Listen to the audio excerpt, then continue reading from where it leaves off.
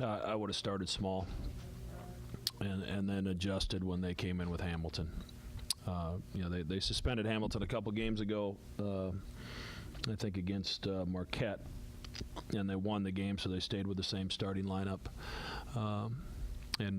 We felt like we could stunt and quickly get back to Robinson, and obviously we weren't able to do that.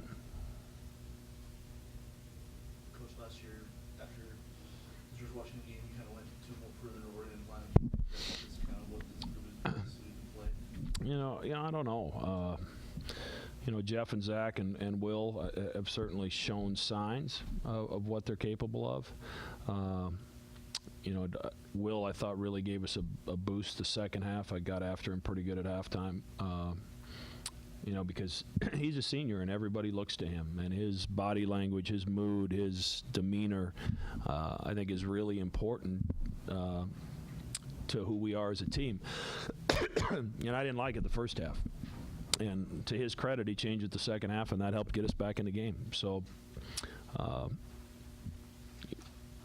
we have to try to build on what they're doing well. Jeff has the flu. I wish he'd have told me before the game instead of a few minutes in, but he did not come back out the second half. Obviously, he's not feeling very well. And Kreckles has the flu as well. Unfortunately, you got to battle back again. Seems like you had to do this, but you overcome some early deficits. You get close again, it seems like you get a few shots, you maybe cut it to three, cut it to two, things like that. How much frustration is there on that part, just knowing that they've missed some shots on that? And do they think about that? I don't think you think about it while it's going on. We got it to 7, relatively early in the second half. I think it was 47-40. And I think we even had the ball, and Devin got into the paint and missed a layup to cut it to 5. So we chopped into it. Then they got the lead back, and, we got it back. And then, had a foul with about 10, 11 seconds on the shot clock. With, I think there was 3:40 left, or a little over 3 left by the time that Garrett went to the free throw line.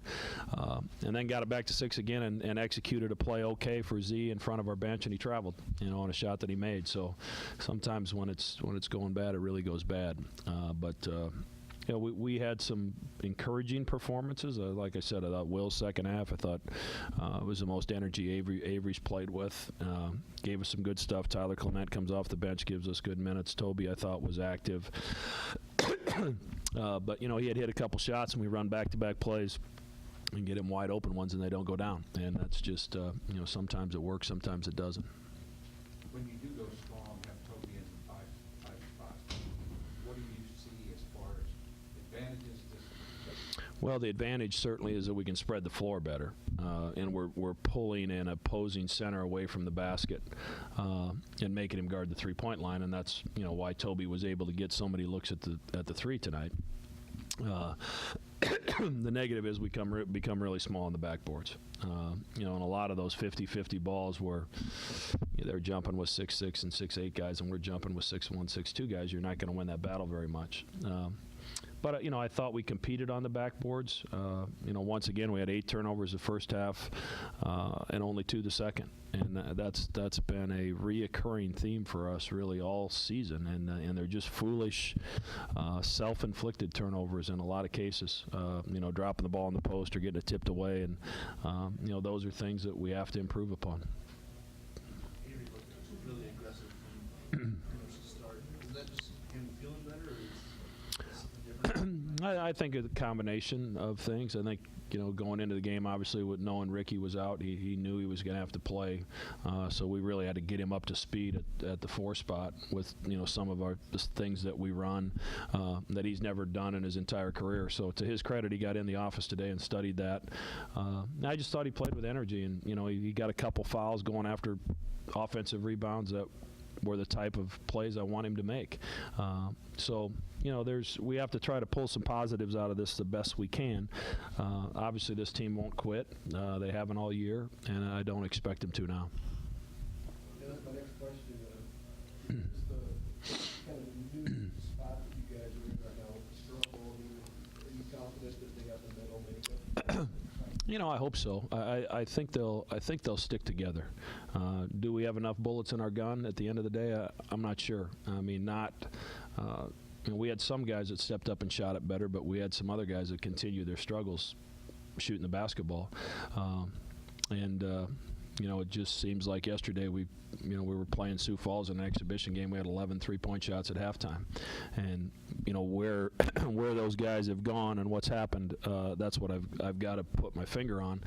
But I will say this: we got off that plane in the snowstorm on Saturday night, and I went up to my office for a while, and all of a sudden the balls were bouncing, and I looked down there, and Austin and Z are down shooting at 11 o'clock, 11:15 at night. So they've been in the gym a bunch the last few days. This is really important to them. This program is really, really important to them.